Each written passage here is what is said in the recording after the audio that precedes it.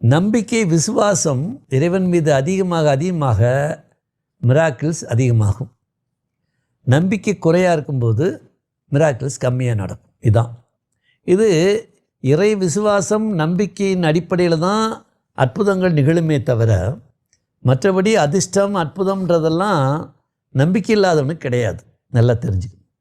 சரி, இது எந்த முறையில் நடக்குதுன்னு தெரிஞ்சுக்குங்க.